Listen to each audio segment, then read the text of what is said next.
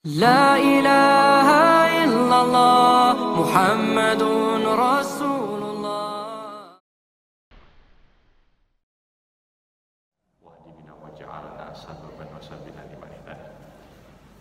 Segala puji hanya bagi Allah. Salawat dan salam semoga selalu tercurah kepada junjungan kita Nabi besar Muhammad sallallahu alaihi wasallam.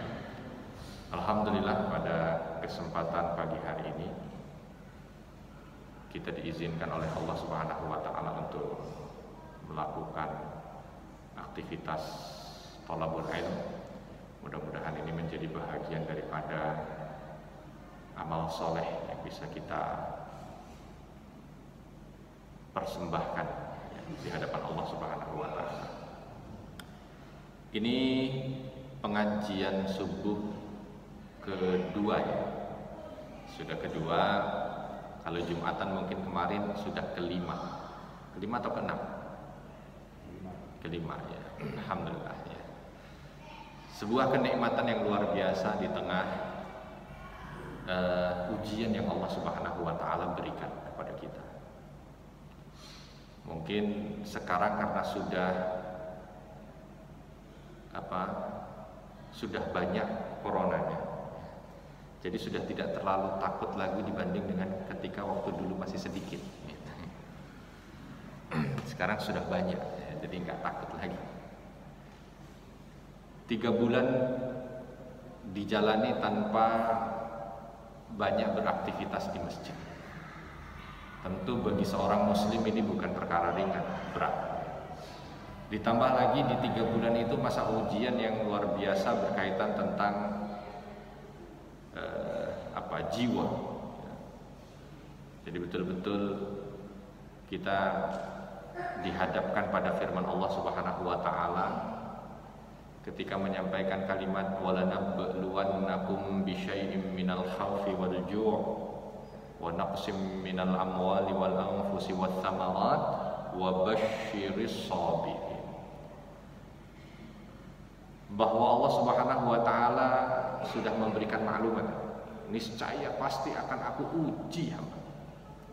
Bisyai'im minal khauf, dengan sesuatu, dengan sedikit khauf, rasa takut. Kita kemarin merasakan betapa ternyata rasa takut dengan berbagai macam bentuk hadir. Takut ketularan, takut kalau nanti masuk rumah sakit karena harus diisolasi, takut kalau meninggal nanti nggak ada yang nyolatin, takut nanti jenazahnya ditolak, macam-macam. Takut kalau orang yang tercinta itu kena, takut banyak.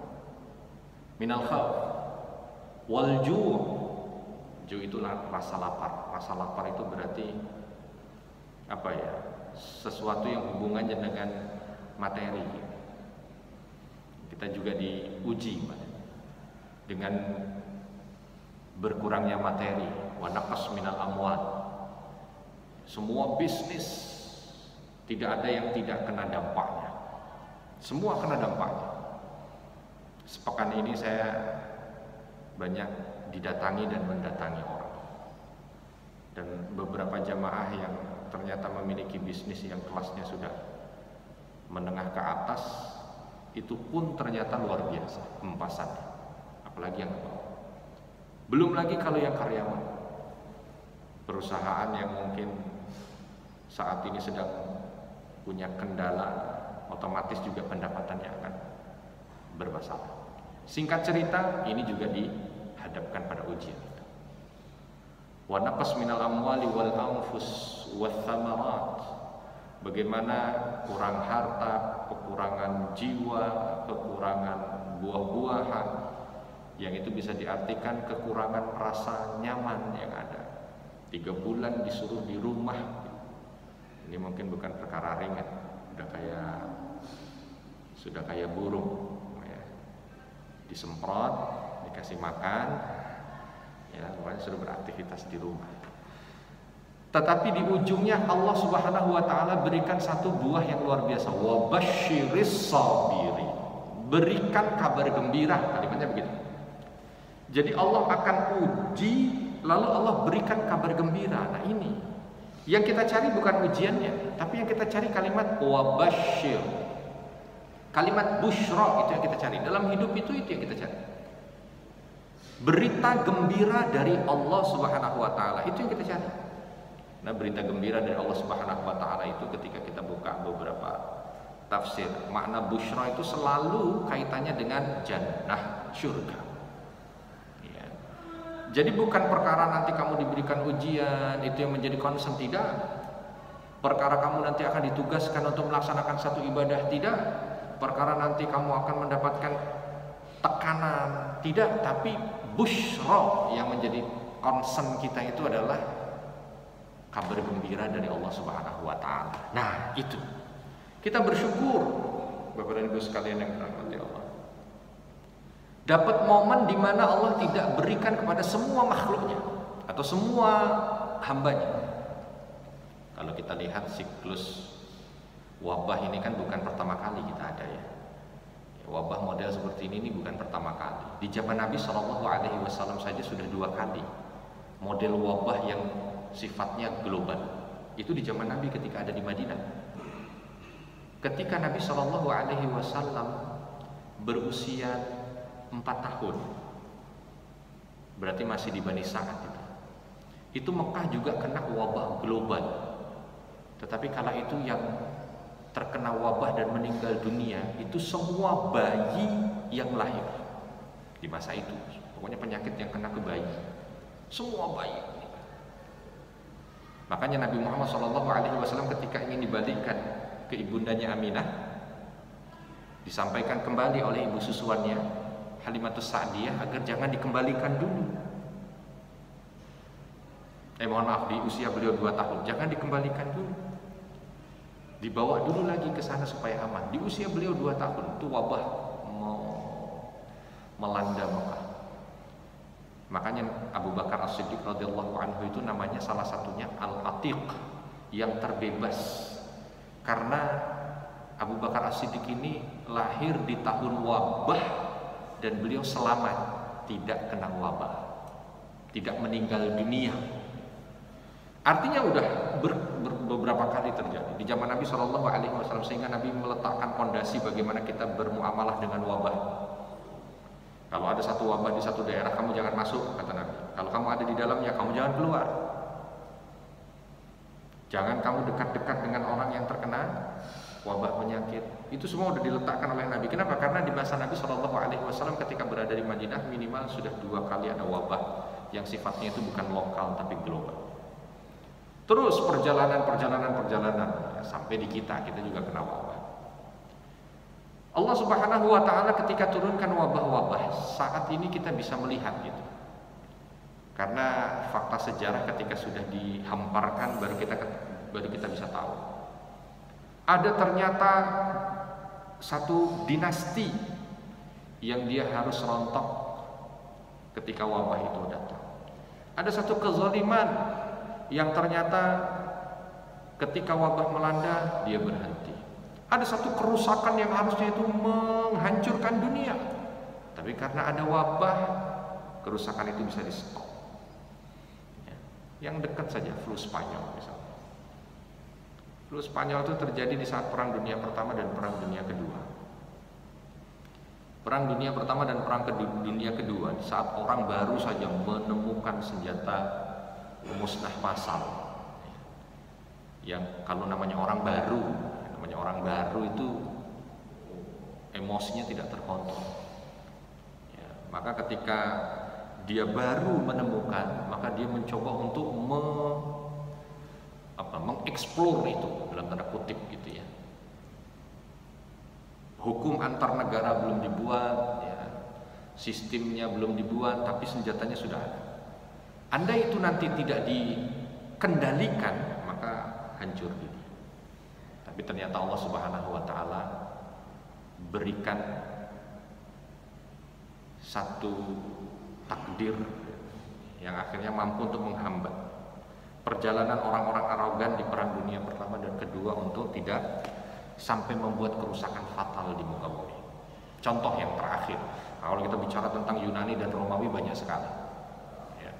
Tapi intinya bahwa Allah Subhanahu wa Ta'ala ketika memberikan satu takdir kepada hambanya itu tidak akan sia-sia.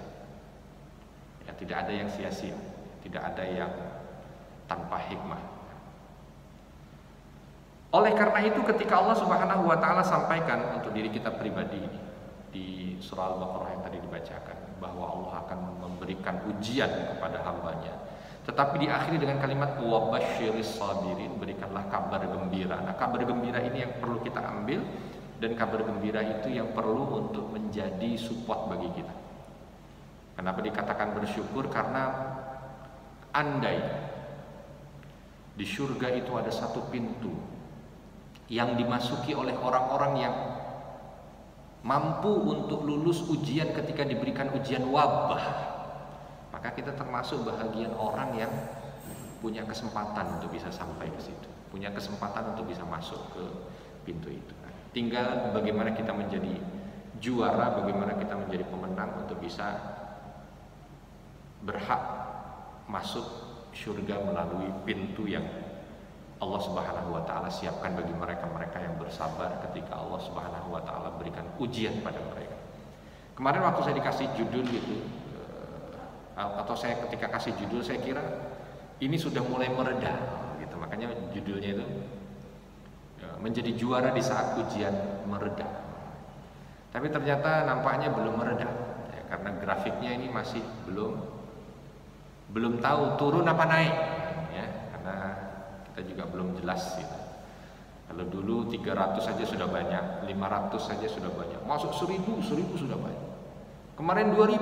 Nah, tapi yang jelas kita mencoba untuk tetap menjadi juara di saat ujian ini mendekati reda, bahasanya begitu. Karena tidak reda di negara kita yang mungkin di antara negara tetangga yang saat ini belum mampu untuk menekan angka penyebaran virus ini dengan baik. Tapi sahabat yang dicintai Allah, saya ingin mengingatkan kepada diri saya pribadi dan kita bersama bahwa ternyata Allah Subhanahu wa Ta'ala ingin didik kita itu bukan hanya sekedar dengan ayat-ayatnya, bukan hanya sekedar ketika kita baca ayat lalu kita terdidik, kita baca ayat lalu kita ditegur, kita baca ayat lalu kita diarahkan, tidak. Karena ayat yang ada di Al-Qur'an, ayat yang atau firman Allah Subhanahu wa Ta'ala itu ada yang hanya ada di Al-Qur'an, tapi juga ada yang bisa kita lihat ketika kita melihat alam ciptaan. Maka ada ayat qauliyah dan ayat kauniyah. Ada ayat yang Allah Subhanahu wa Ta'ala firmankan, disampaikan kepada Nabi Muhammad lalu dibukukan menjadi Al-Qur'an. Tapi ada ayat kauniyah. Banyak orang itu yang dia mampu untuk sadar, taubat itu bukan dengan membaca Al-Quran, tapi dengan pendidikan yang Allah berikan dalam takdir hidupnya. Ada contoh misalkan cerita tentang penjahat yang taubat. Penjahat yang taubat ini ketika ditelusuri sebab dia taubat apa? Bukan karena dia lagi baca Al-Quran lalu dia taubat. Kalau penjahat baca Al-Quran berarti dia tidak penjahat. Tidak ada orang pezina ketika sholat lalu dia taubat, ya tidak harus begitu juga. Bukan tidak ada, tidak harus. Ada orang yang dia melihat sesuatu lalu begitu berkesan di hatinya atau diuji oleh Allah dengan sesuatu, ujian itu mampu membuat dia menjadi sadar, akhirnya Allah Subhanahu wa Ta'ala berikan hidayah pada dia. Nah, ini kita juga menginginkan agar kita mencoba untuk melihat kembali kira-kira apa yang kurang dalam kehidupan kita, sehingga kita ini mampu disadarkan oleh wabah yang Allah hamparkan kepada kita atau Allah hampirkan kepada kita. Dan kita diharapkan dengan wabah ini juga, setelah kita mampu untuk melihat hikmahnya, ya kita mencoba untuk menjadikan itu sebagai pelajaran. Apa saja? Yang pertama, kalau kita lihat Bapak dan Ibu sekalian dirahmati Allah, Ini supaya kita menjadi juara itu. Ketika wabah itu hadir, mungkin perasaan ini hadir di saat awal-awal wabah dulu, bulan-bulan Maret, April. Begitu takutnya orang itu dengan kematian. Takut dengan kematian. Pokoknya kalau namanya mati itu yang disebabkan oleh virus itu, pokoknya semua orang kalau bisa jangan. Walaupun mati itu nggak bisa milih, tapi dia milih kalau bisa jangan. Ada yang mau jangan mati dulu lah di musim ini. Gitu. Kenapa orang begitu takut dengan kematian? Ya. Padahal kematian itu sesuatu yang sudah Allah tetapkan ketika usia kita 4 bulan di dalam rahim. Salah satu yang ditentukan oleh Allah Subhanahu wa taala adalah ajalnya. Kapan datang waktunya, dan kalau sudah datang la yastakhiruna sa'atan wa la yastaqdimun. Kalau sudah datang dia tidak maju, tidak mundur. Maka belajar untuk menjadi juara. Bukan salah ketika orang itu takut dengan mati. Tapi ketika dia terlalu berlebihan takut dengan mati, itu yang nanti ditakutkan justru membawa kerusakan pada iman. Makanya kan penyakit wahan itu bahasa terjemahannya itu hubbud dunya wa karahiyatul maut. Terlalu cinta dunia dan takut mati, kan begitu ada kalimatnya. Karahiyatul maut. Takut mati. Nah, ternyata takut mati itu salah satu indikasi penyakit wahan. Di masa pandemi yang model seperti ini, itu kita bisa ngecek kita termasuk bahagian orang yang takut mati atau tidak. Ya, kan bisa ngetes. Kalau dalam kondisi nyaman, ekonomi sedang tumbuh, ya, semuanya serba damai, nggak bisa ngecek itu takut mati atau tidak. Tapi kalau dalam kondisi pandemi, dalam kondisi bencana, dalam kondisi apa, baru bisa dicek kita itu termasuk orang yang takut mati atau tidak. Ya, nih. Apa ada orang yang tidak takut mati, Ustaz? Takut mati yang dimaksud dalam penyakit wahan ini adalah takut yang berlebihan. Ya, karena al-khauf, takut itu tidak semuanya buruk. Ya. Kadang-kadang khauf itu yang menyelamatkan seseorang. Rasa takut itu yang menyelamatkan seseorang. Ya, ada singa di situ, karena rasa takutnya terhadap singa dia tidak mendekat, sehingga dia terselamatkan dari mungkin terkaman atau mangsaan singa itu. Ya, dia ada apa lagi? Api atau ada listrik atau apa? Dia takut, sehingga rasa takutnya itu yang menyelamatkan. Takut yang seperti ini masih oke. Tapi takut yang berlebihan gitu. Wabil khusus berkaitan dengan kematian yang itu sudah ditakdirkan. Nah, ini akan menjadi penyakit buat keimanan. Ya, menjadi penyakit buat keimanan. Itu yang harus betul-betul mampu untuk dirasa oleh kita bersama, dan kita harus mampu untuk keluar dari itu. Ya. Karena kita disampaikan oleh Allah Subhanahu wa taala dengan kondisi yang kita bisa ngecek gitu. Kualitas dari rasa takut kita itu sudah seberapa, melencengkah atau tetap pada relnya. Ya. Ketika rasa takut yang luar biasa ini bahaya, seolah dia tidak mau pisah dengan dunia, itulah yang dimaksud dengan hubbud dunya wa karahiyatul maut. Kenapa? Karena memang kematian bagi seorang muslim itu bukan akhir segalanya. Kematian bagi seorang muslim itu awal dari kehidupan panjang berikutnya. Makanya Allah Subhanahu wa taala dalam surah Ali Imran 185 menegaskan, ya, ketika menegaskan kullu nafsin dha'iqatul maut wa innama tuwaffawna ujurakum yaumal qiyamah. Sesungguhnya balasan kalian itu akan diberikan setelah kehidupan kalian di dunia. Maka kalau kita menyadari bahwa kematian itu bukan akhir segalanya, justru dia adalah awal bagi kehidupan berikutnya. Nah, ini yang harus menjadi bahagian motivasi bagi kita. Alhamdulillah, kita termasuk bahagian orang yang sampai detik ini masih hidup Tapi kita tidak tahu kita sampai kapan kita masih bisa hidup. Bukan nakut-nakutin, tapi kemungkinan, apalagi kemarin ya ada cerita bahwa ini menyebar di udara dan bisa terhirup apa segala macam. Apalah itu. Tetapi kematian itu sudah ditetapkan oleh Allah Subhanahu wa taala dan ternyata begitu dekat. Maka bagaimana kita mampu untuk menjadikan dia sebagai pelajaran di saat Allah Subhanahu wa taala masih berikan kemampuan kepada kita untuk bisa menghirup nafas ini? Perbanyaklah untuk melakukan aktivitas kebaikan. Jangan takut pada kematiannya, tapi takut ketika kematian itu hadir yang kita tidak tahu kapan waktunya. Kita belum siap untuk mengumpulkan segala bekal itu yang menjadi hal yang harusnya ditakutkan. Karena dulu para sahabat Nabi Shallallahu Alaihi Wasallam yang ditakutkan bukan kematiannya, tapi yang ditakutkan adalah bagaimana menjalani kehidupan berikutnya kalau andai bekal itu tidak cukup. Itu sahabat Nabi yang ibadahnya sudah luar biasa. Karena ketika kita membaca, terbetik di dalam hati ini manusia atau bukan orang ini.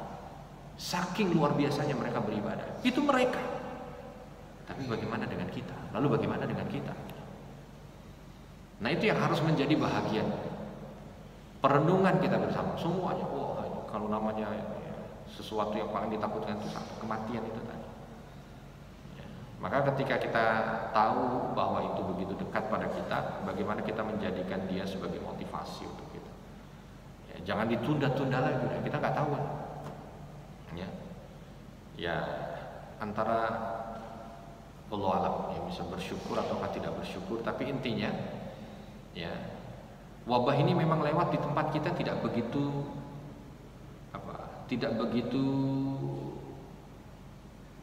menyeramkan seperti yang dibayangkan mungkin. Mungkin dulu ada ini saya terinspirasi dari jamaah pekan yang lalu atau 2 pekan sebelumnya, pengajian juga seperti ini.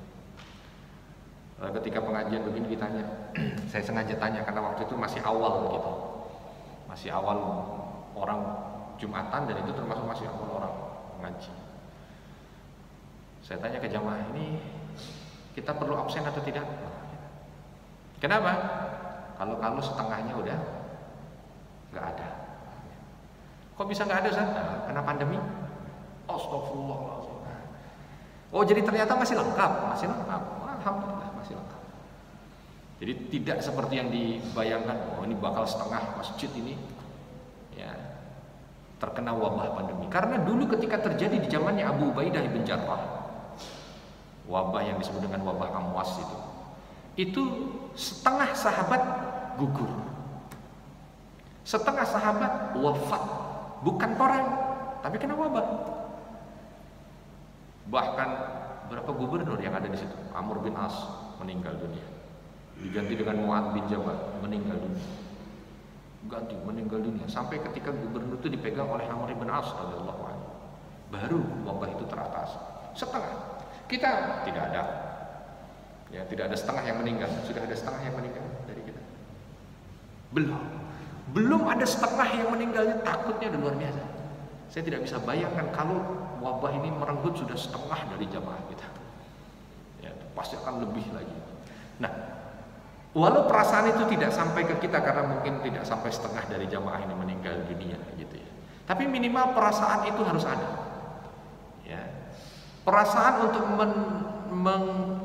menganggap atau meyakini bahwa kematian itu dekat itu harus ada. Dan ketika dia tahu bahwa kematian itu sudah begitu dekat, tidak ada kata lain kecuali dia harus mampu untuk menjadi juara dalam kehidupan ini. Ya. Juara dalam kehidupan untuk melakukan aktivitas kehidupan berikutnya. Ini yang kita ambil satu, itu tadi. Bagaimana kita menjadi juara ketika kita merasakan kematian? Ternyata kematian itu bukan akhir segalanya. Kematian adalah awal dari kehidupan berikutnya. Maka tidak ada kata lain kecuali bersegera.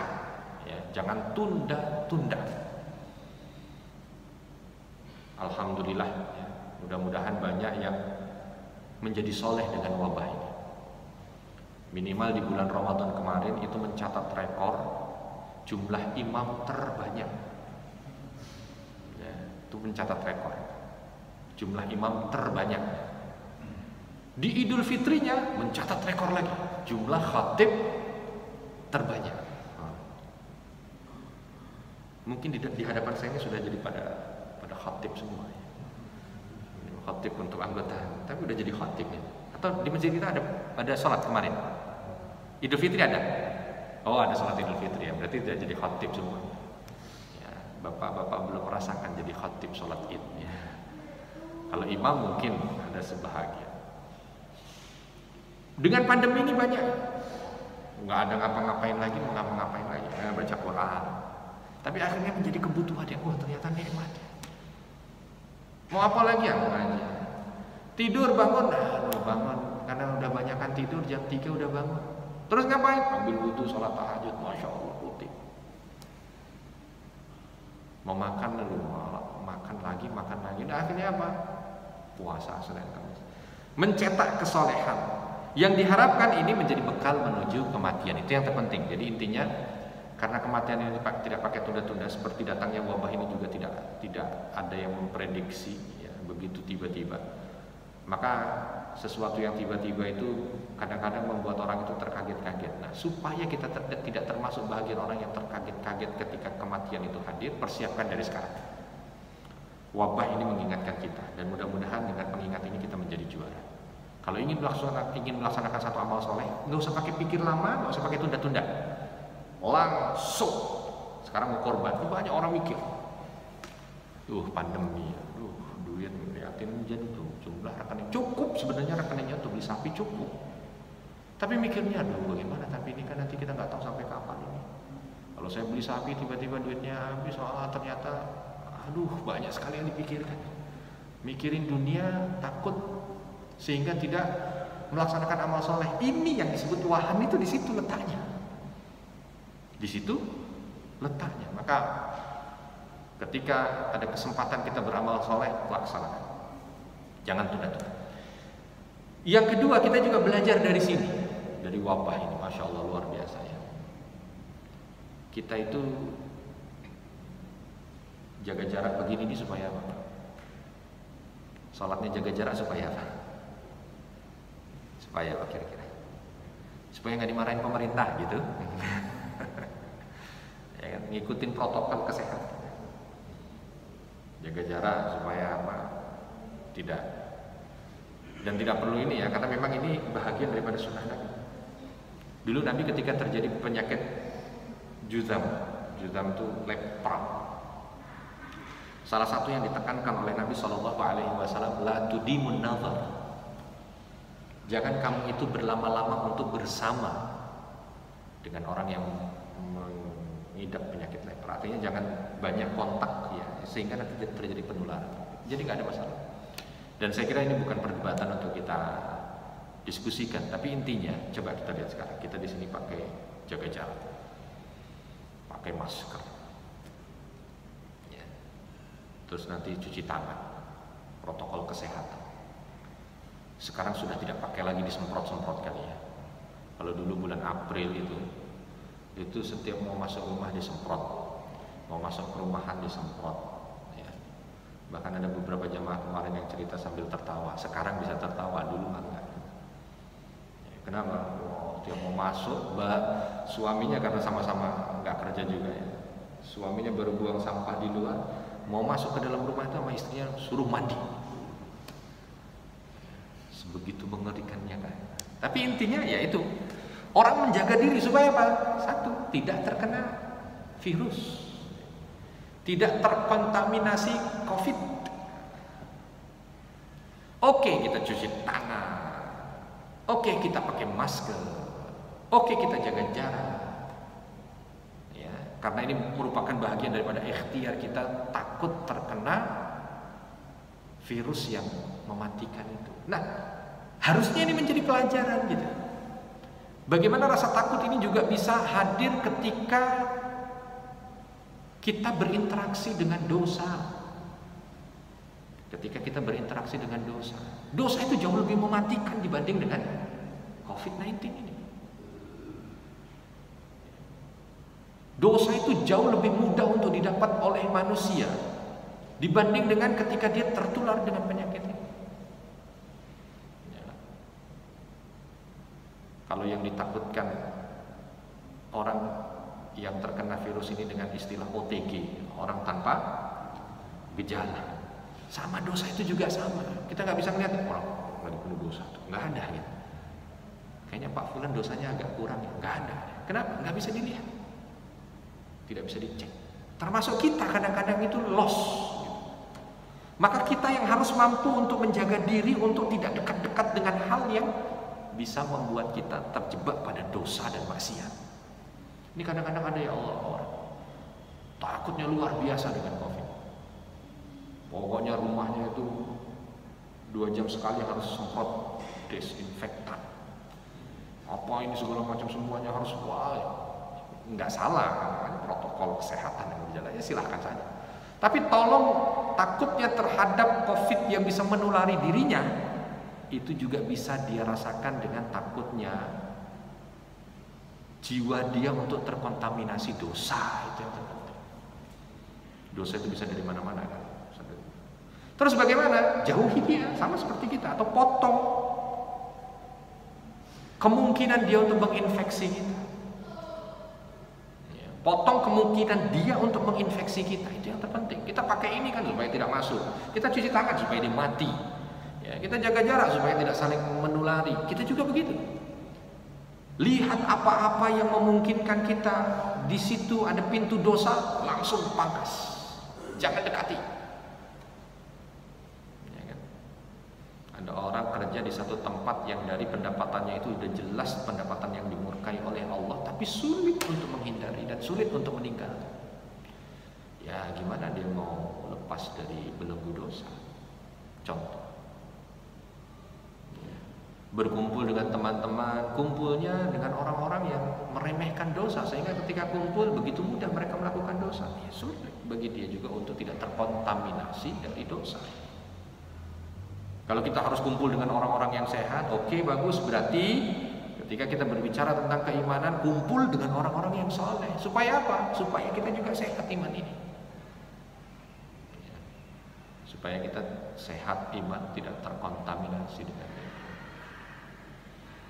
Kalau kita selalu bersihkan, gitu juga dengan kita. Cuci tangan. Hand sanitizer aja 1, 2, 3. Di depan ada juga mungkin ya. Ada. Di mobil ada. Tiap buka hand sanitizer. Megang botol hand sanitizer. Semua takut. Kalau ini nanti ada virus, bagus sebagai antisipasi. Tapi coba itu diarahkan takut kita dengan dosa juga. Ini kadang-kadang dengan virus begitu ketat, tidak memberikan tempat bagi virus untuk hidup, tapi jadi peternak dosa. Ini bahaya. Bersihkan terus dosa. Dengan apa? Dengan istighfar. Makanya kenapa Nabi SAW itu sehari semalam minimal 100 kali istighfar. Ada yang dalam beberapa riwayat yang disampaikan dari Abu Darda, beliau ketika satu majelis ini satu sekali duduk 70 kali istighfarnya. Lagi duduk lagi apa sampai melihat itu. Gitu. Potret manusia mulia yang begitu paham tentang dahsyatnya atau ganasnya dosa yang bisa mematikan hati. Jadi selalu dibersihkan. Sama dengan kita itu. Kita belajar sekarang gitu. Bersih. Semuanya dilap, semua apa segala macam. Ya. Supaya apa? Jangan kontak dengan COVID-19. Karena itu bisa menulari atau membahayakan. Nah, kita ambil semangat itu untuk semangat melindungi iman.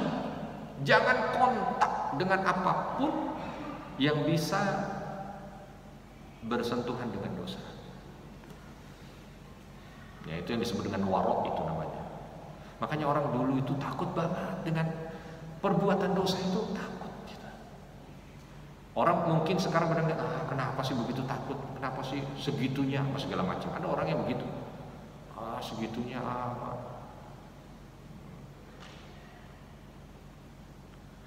ada sesuatu yang gak jelas nggak berani.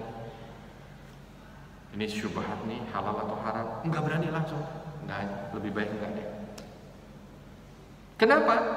Kita sekarang bisa merasakan takutnya kita terhadap penularan virus ini kan luar biasa. Nah itu yang dirasakan oleh mereka, tetapi mereka bukan takut pada virus. Mereka takut pada dosa yang mengkontaminasi hati, yang itu bisa mematikan hati. Nah itu yang harus menjadi perhatian. Jadi begitu tahu protokol kesehatan, langsung kita juga punya protokol apa namanya? Protokol keimanan. Nah, gitu ya. Ada protokol kesehatan, ada protokol keimanan. Ya. Tidak dinafikan salah satu, jangan juga. Kemarin ada yang cerita, Ustaz, khotib di tempat saya Jumatan nggak pakai masker. Terus yang jaraknya jauh-jauh dimarahi, kalian terlalu takut. Kita disuruh dempet-dempet. Habis itu diminta untuk salaman, nggak boleh pakai masker. Katanya itu orang yang tidak percaya dengan takdir. Nah, itu juga salah juga begitu. Ya kita ikhtiar karena Nabi juga berikhtiar. Dan Amr bin As radhiyallahu anhu ketika menjadi gubernur di Syam kala itu juga dengan ikhtiarnya alhamdulillah wabah itu terkendali. Tapi bukan hanya protokol kesehatan, protokol keimanan. Bersihkan dengan istighfar sehingga tidak terkontaminasi dengan dosa, karena ada yang jauh lebih dahsyat ya. Daripada Covid ini adalah dosa yang hinggap di hati kita. Kalau udah ada satu nuktatun sauda, satu titik hitam di hati dari dosa, maka dia akan meracuni. Kalau sudah teracuni itu sudah berat ya. Kalau Covid ini parahnya orang yang terkena sesak napas nggak bisa bernafas. Dosa itu parahnya membuat orang tidak punya ghirah untuk beribadah ya. Tentu pelan-pelan, nggak begitu dapat dosa langsung tidak mau ibadah. Pertama futur, aduh rasanya kok apa futur itu bahasanya, bosan, masjid lagi, nah itu. Pengajian lagi, nah itu udah ada kontaminasi dosa. Itu kalau di rapid test itu berarti dia sudah reaktif itu. Reaktif kalau di rapid test itu. Saya kok lagi malas ke masjidnya, rapid test itu reaktif. Ayo. Malas pengajian. Baca Quran, lihat Quran rasanya berat nih. Contoh yang diminta istiqomah. Jumat misalkan, terus kemarin Jumat baca Al-Kahfi. Al-Kahfi itu berapa panjang sih? Nggak panjang Al-Kahfi itu. Tidak seperti Al-Baqarah yang harus sampai 2,5 juz. Nggak, dikit. Tapi kadang-kadang 24 jam hari Jumat itu lewat Al-Kahfi juga. Mau baca susah. Akhirnya dibaca ketika dia nunggu khatib naik mimbar. Itu pun datangnya 2 menit sebelum khatib naik mimbar.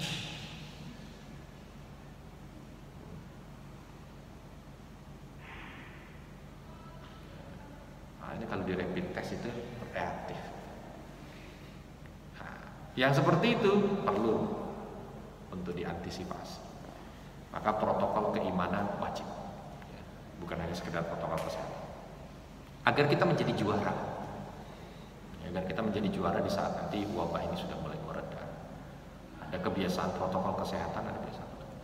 Yang terakhir, bagaimana kita bisa menjadi juara? Juga belajar dari wabah yang menyapa kita ini. Dan orang rame dulu, ya sekarang baru melaksanakan istilah new normal. Ayo, ini kebiasaan baru. Oke, alhamdulillah. Kebiasaan barunya bagus, bersih-bersih. Kebiasaan barunya budaya sehat, kebiasaan barunya. Nah, kita lihat kira-kira ada tidak sesuatu yang perlu kita perbaiki dari keimanan ini dengan budaya baru juga. Ya, apalagi kemarin wabah itu puncaknya saat kita lagi Ramadan. Seolah dia ingin menunjukkan cara agar kita juga punya normal yang baru gitu. Dulu normalnya itu ya kalau nggak baca Quran sehari itu normal. Nah, new normalnya setiap hari harus ada Al-Quran yang dibaca. Dulu nggak baca Al-Quran ya normal-normal aja. Nah, sekarang lain. Sekarang new normal. Apa dia? Tiap hari harus ada lembar Al-Quran yang dibaca. Kadang-kadang aduh, saking sibuknya seolah nggak ada waktu buat baca Al-Quran. Mengerikan juga ya. Dulu normalnya sehari nggak sedekah, itu normal. Sekarang new normalnya kalau nggak ada uang atau harta dari apa yang kita miliki yang dikaruniakan oleh Allah untuk kita sedekahkan dalam hari itu, ada yang kurang. Ini new normalnya. Karena teringat dengan hadis Nabi Shallallahu Alaihi Wasallam. Ketika seseorang itu di pagi hari, maka ada dua malaikat yang datang. Yang satu melaknat, yang satu memberkahi. Ya. Yang melaknat bagi mereka-mereka yang terlalu menahan uangnya, nggak mau untuk. Tapi yang mendoakan berkah bagi mereka-mereka yang